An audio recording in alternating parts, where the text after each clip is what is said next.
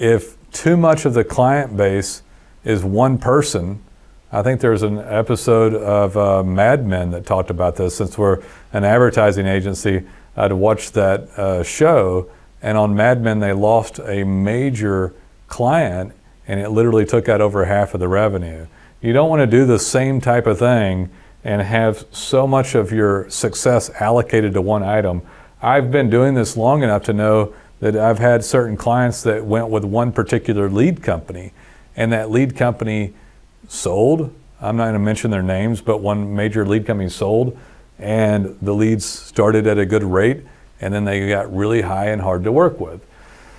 So if you're, and for that, I mean, used to pay-per-click was really inexpensive and it went high. And so if you're getting pay-per-click only or leads only or map only or paid only or even social media only, man, things change. Hey there guys, it's Nolen Walker. I want to talk to you today about why you must diversify your marketing channels. And I'm going to give an example of someone who called and that I spoke to today. So I spoke to a gentleman today that was considering, actually had called for a website design, and I said, hey, you know, why don't you work on your search engine optimization and your organic presence? In total, you realize a design alone isn't really going to do much when so much needs to be done. And he said, well, I don't know. I know I'm not getting as much as I used to. I used to have 4 or 5 trucks on the road, and now it was just him because somewhere down the road the marketing went wrong. And he said, you know, I wouldn't mind getting my trucks back on the road and getting some more contractors. This guy was a contractor. And I said, that's fine. He said, what keeps you busy now? And he said, well, I stay busy now really just on my part of town. I used to get shown on Google Maps in a much larger area. And I said, okay, so that's pretty common. They've kind of narrowed it down. Did you know it might show you larger if you were a stronger web presence? They would still expand you a little bit more. He said, no. And I said, you know, if you called and you just got a design only and you did that one thing, I said the worst thing that happens would be that maybe they broke all the internal pages and actually made it worse. But worse than that is what could happen is that if you didn't work on any other item, then Google might say, hey gosh, we show him on maps, but since he's not doing anything, then we're just going to quit showing you. So if you have one thing going, like maps for example, well, they're not going to show you forever if it just continues to sit there, and eventually the algorithm's going to say, we just want higher quality people to show, and we indeed have higher quality people to show. So we have someone that works on regular amount of stuff, and I'll give some other examples of this, but if someone's sitting there and doing one thing, then the chances of that one thing working forever is not real high.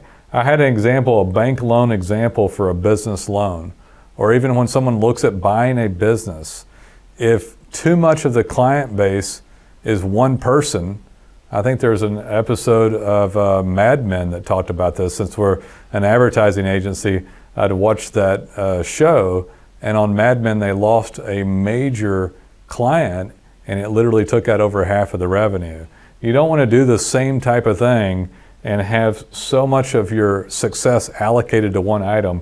I've been doing this long enough to know that I've had certain clients that went with one particular lead company, and that lead company sold. I'm not going to mention their names, but one major lead company sold, and the leads started at a good rate, and then they got really high and hard to work with.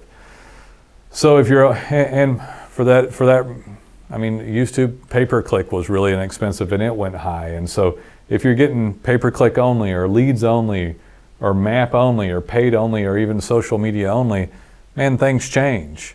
And if you added all these things together and did this, then man, you could have really great organic as well. So if you participated in a full stream of leads, and then somebody was working on organic and you had great content and website and stuff as well, I think that paying for leads is overall fine. I do it. A lot of our clients do it.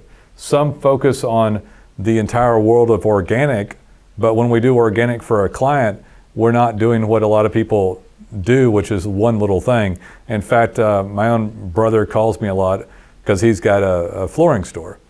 And I, of course, work for him and do his work. And they'd called and said, oh, we've got to fix your citations and your listings around the web. But he gets, we all get called on this stuff. They're just fishing for people.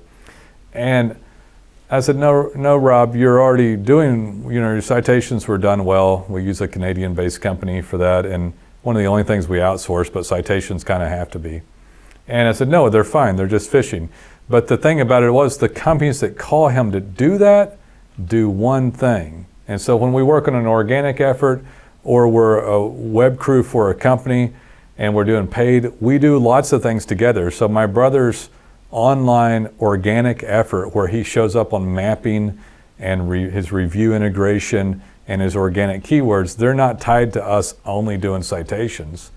They're not tied to us only doing content or only doing blogging or only doing Google GMB, Google account work, or integrating reviews. We do all of these things together. Excellent code base and design. Those things all comprise the organic, which brings in tons of leads in a myriad of ways, from the organic keyword to the map placement to the review integration to social media. And when you do this all together, if you're doing all this stuff as a whole, everything begins to have synergy and work together, and it's going to lower the cost per lead that you have. And you certainly don't want to get stuck with one lead item. I mean, that would be really bad for you, because that could go down.